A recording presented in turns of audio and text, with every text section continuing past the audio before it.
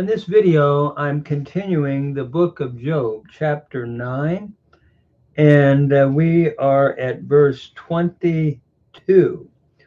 Couple vocabulary words. Tom would mean innocent. Shot would mean to scourge or whip. Pitom, suddenly. Masa would be despair. Naki would be free from guilt. La'ag, meaning to mock, and then we would have rats, which is a participle meaning a runner. So, and then we may get up to 26. Halaf, meaning to pass or move swiftly, and aniyah, the word for ship, uh, and aver would be reed or papyrus, and then gesher would be like an eagle or a vulture, and tos would be to rush, and ochel means food. So let me just read it and just talk my way through it, looking at the grammar with a brief commentary, verse by verse. So at verse 22, after talking about the whole idea that he could not appear before God and even begin to argue his case, at verse 22, he now breaks in to talk about how God destroys the innocent and the wicked alike. So, verse 22, Achat hi al kain amarti. It is all one. Therefore, I say, Tam v'rasha hu mechaleh. That is, the upright or the innocent and the wicked he destroys alike. The innocent and the wicked all suffer alike. It's not like that the innocent don't suffer.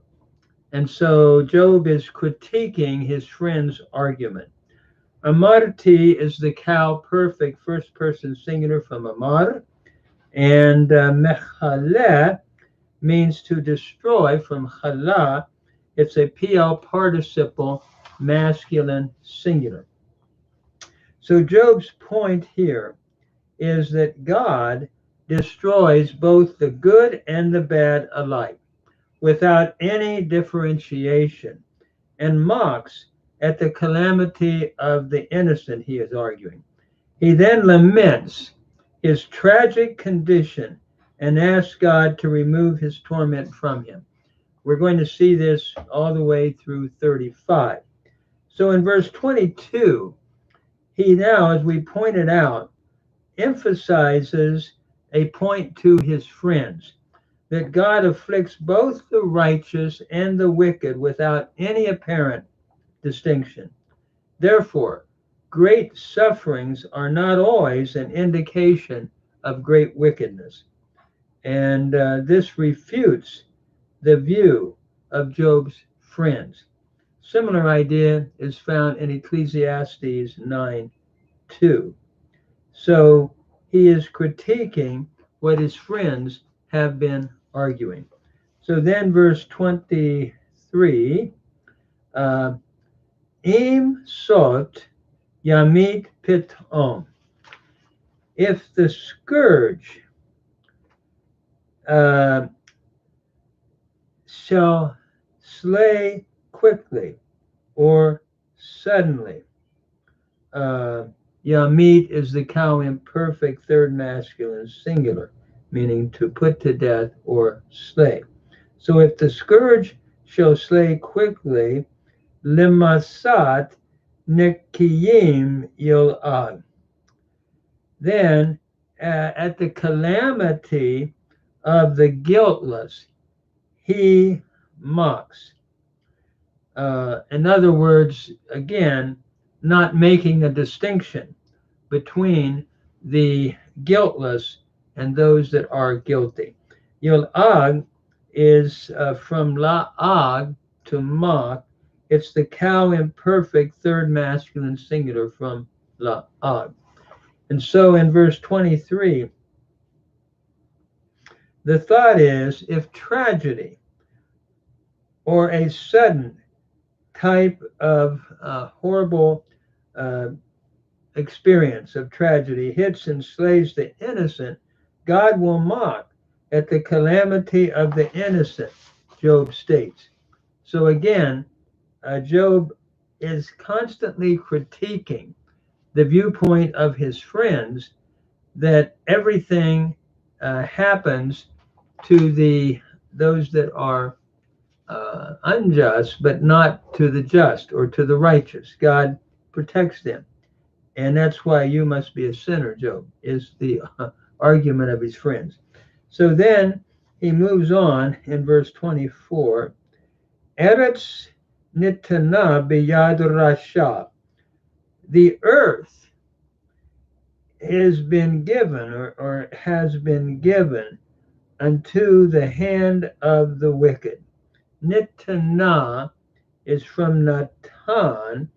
It is a nifal, perfect, third feminine singular from Natan, where the noon of the stem has assimilated into the top. Nintana becoming Nitana, with the doggish forte then in the top, showing the progressive assimilation of the noon of the pay noon verb Natan. So the earth is given into the hands of the wicked, and then Panei Shofateha Yechaseh, the face of the judges he covers. In other words, God covers the face of the judges, that they don't see the wickedness that's going on, is the thought here. Shofateha is the participle, the cow participle, masculine plural from shafat, to judge. And is your pronominal suffix, third feminine singular. So the faces of her judges he covers. Yechaseh is from the root kasa, to cover. It's the PL imperfect, third masculine singular, to cover. And then he says, Im lo epo mihu. If not, then who is it that covers, or that seems to cover the face of the judges, that they get by with things that aren't right, if it's not God, is his argument here. So instead of justice controlling the earth, Job sees the wicked controlling the earth and charges God with covering the faces of the judges, so that they cannot discern true justice of right and wrong, is his argument. And then finally, I want to do one more verse, perhaps. I'm going to try to hold these to shorter videos. So he continues in verse 25. Vayamai kalu meni ratz. My days are swifter than a runner, the one running. Ratz is a cow participle, masculine singular, from the root to run, root. So my days are swifter than a runner, barachu lo ra'u tova. They flee away and they do not see good. In other words, Job is saying, my days just go quickly and they do not see good. Barachu is from barak, to flee. It's the cow perfect, third person plural, common plural, from barak, and they do not see good. Ra'u is the from the verb ra'ah, a lamed hey verb, to see, a cow perfect, third common singular from ra'ah. And so he continues And let me try one more verse. I have a few minutes here before I'm going to stop then. Verse 26, he talks about how swift his days go. But when we look at verse 25 here, the thought is like a runner, like a courier. In the ancient Middle East, messages or royal edicts were sent by couriers who either rode or ran from place to place, easily passing the slow moving caravans. And we see this in Esther 3:13 and 15 and 8:14. So Job's days speed by and his life is ebbing away like the swiftness of such a runner. This is his thought. And so let me do one other, verse 26, as we're just sort of plowing our way through here, talking about how swift his days go. Halafu im aniyot evet. They are passed away swiftly with swift ships, or I should say, as swift ships. Halafu means to rush on or to pass quickly by, like swift ships. And as the vulture, notice Kenesher Yatus Ale Ochel, as the vulture swoops upon its prey, which would be very swift. And so he's using the imagery here to describe the quickness of life. And let me just talk about the grammar just a bit here. Tush means to rush or to dart. And notice here, the swift ships, halafu, they pass away quickly from the root halaf. It's the cow perfect, a third common plural from halaf in verse 26, which means to pass on quickly or to move quickly away. So they are passed away with the swift ships. And the imagery here is that of a metaphor or picture of swiftness at which life is coming to its end. His days pass away like a swift canoe, or as a lightweight small papyrus boat which pass swiftly in the water. That's the first picture or imagery that he is describing, this showing the swiftness of life. And I must say, the older I get, how true this is. And it's rather frightening how quickly life goes. And he's, of course, sharing his pain, his struggles, how quickly life is going, and really giving a refutation of his friends who simply are saying, look, you ought to endure this, and you're doing it. God's doing it because you've been bad. And Job is trying to critique that idea, but he's also talking about the brevity of his own life.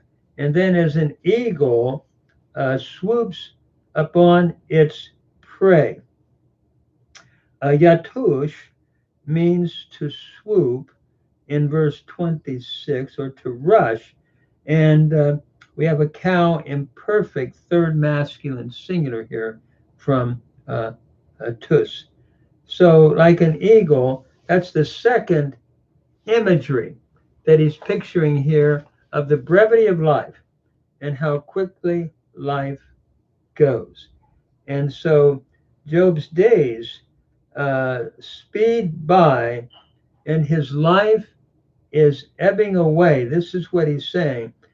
As a vulture that swiftly swoops down upon its prey. And so he's again seeking to refute the idea of his friends that God only judges the wicked. No, he said, when I look at the world, it's you see both and also life is so swift in the way it goes. And I'm going to stop there, continue the argument. I hope this is helping someone. I've decided that, you know, my training in Hebrew grammar, to try to use it somewhat at this point in life. I'm retired, and I don't know whether it helps many at all, but it helps keep my language alive a bit. And so I hope it helps someone. The thing I want to say too, I am a Christian minister, and the New Testament has a similar imagery. What is your life? James said, it's like a vapor that passes away. And as a Christian, for me, how critical it is to redeem the time. And I believe to try to be faithful in whatever way I can to what the Lord has called me to do. And not only me, but to others that are facing life and how to spend life in serving the Lord is what gives me the most meaning, even at this point in life. So I hope this is being helpful. Thanks to anyone who might be listening.